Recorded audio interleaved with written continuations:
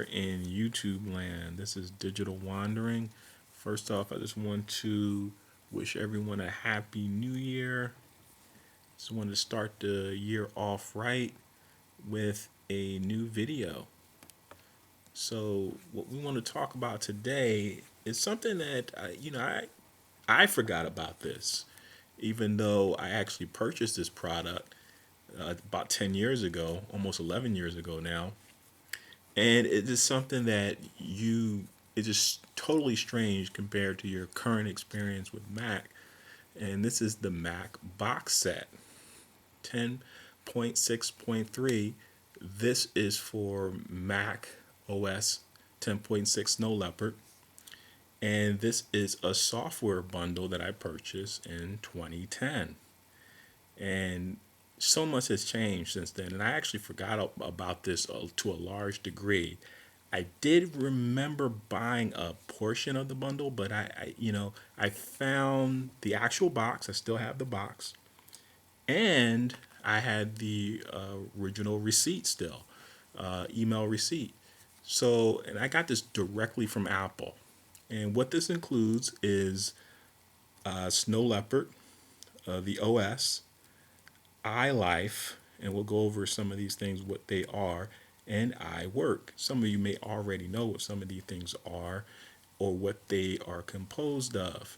Now, at this time, I was using my 2007 MacBook, which I've demoed on this channel multiple times. It was my first computer I ever purchased.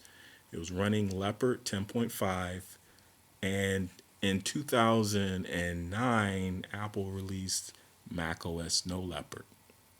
And I was aware of the release, and I don't remember what my thought process was at the time of whether I was going to update or not. I mean, at the time, Leopard is still being supported, but I at some point I got wind of this bundle, and I decided to buy it so I can not only get Snow Leopard, but I could also get the new version of iLife and also get iWork, which I did not have at the time because things were a lot different back then. When you purchase a new Mac, you would get an install CD that contained whatever the current version of Mac OS was at that time. So my machine came with Leopard in 2007. That's the year that Leopard was released. And as a part of the OS install, you would have iLife. iLife would be included, and but what you didn't get is iWork. So what iLife, if you can see here, now this is although I purchased this directly from Apple, it looks like Amazon also sold the same box set.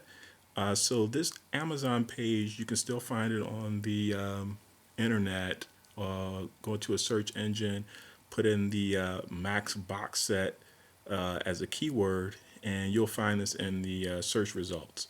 But iLife, and this is iLife '09. It contains iPhoto, iMovie, GarageBand, and two things that are not a part of, not something that Apple offers right now: iWeb and iDVD. iDVD was an application that allows you to create or walk you through the process of creating your own DVDs, and iWeb was for creating your own web pages. You can Both of these will have Wikipedia pages that you can look up and get some additional information for you. I actually never used iWeb or iDVD.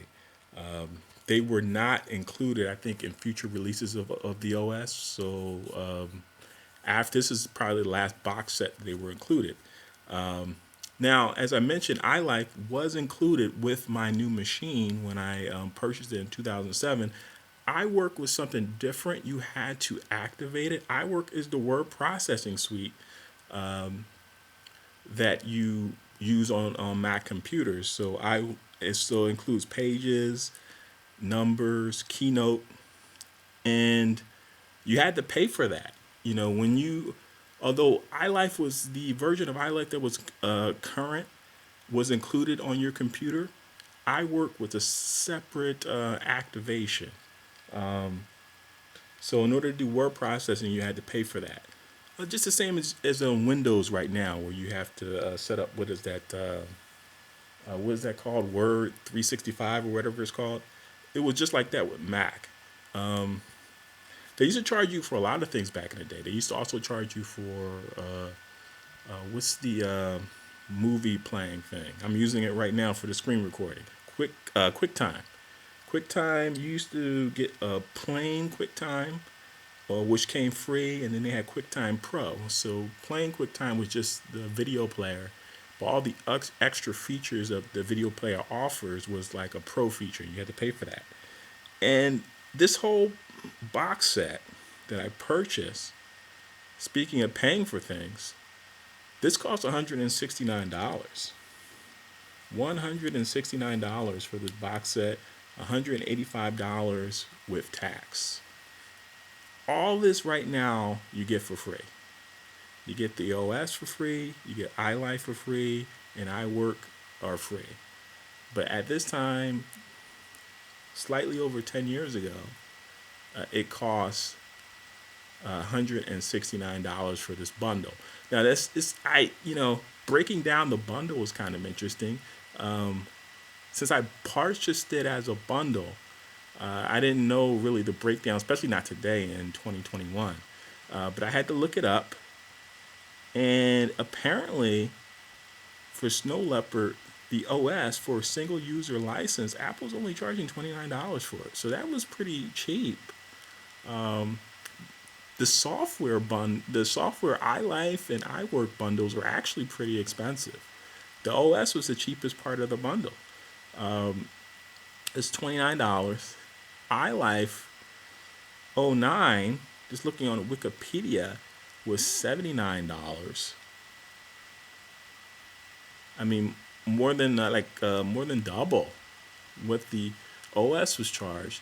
iWork, it doesn't say it on Wikipedia, but I had to look it up. That also was $79. Um, it does tell you that it was initially sold for $79. The original iWorks, it doesn't talk about iWork '09 except when it reached the App Store. But the original retail price for iWork '09, from what I can find on the web, was also $79.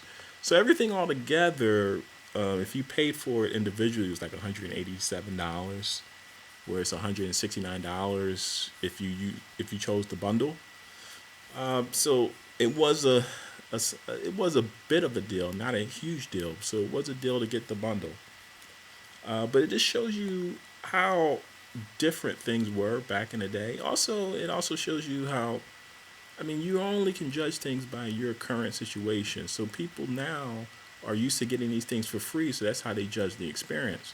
But if you've been around long enough, you see that a lot of things are either cheaper, completely free, or the price hasn't changed much when it comes to Apple.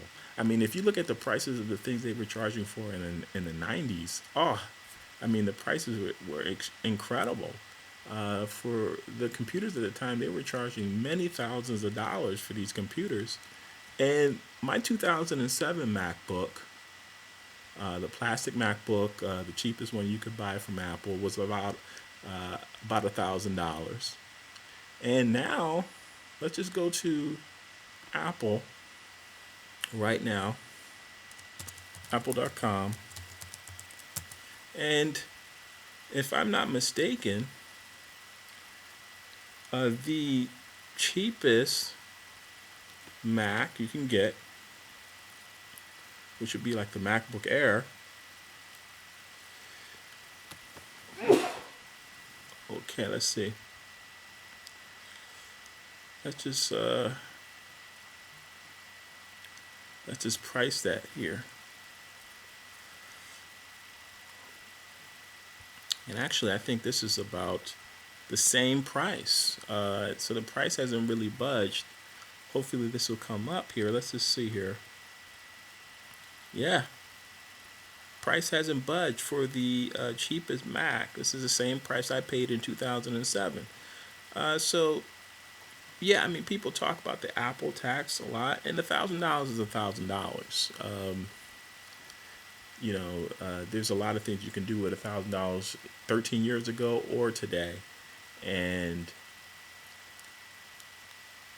I think, for what I use my computers for, it's worth it to spend $1,000 on something I get so much value out of, and something that I'm probably going to use for 5 years to 10 years or more. I mean, my 2007 MacBook is still working. It's not my main computer anymore.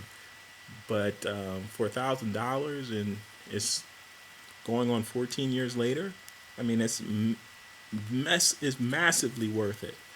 But all right, that was just a trip down memory lane for the Mac box set.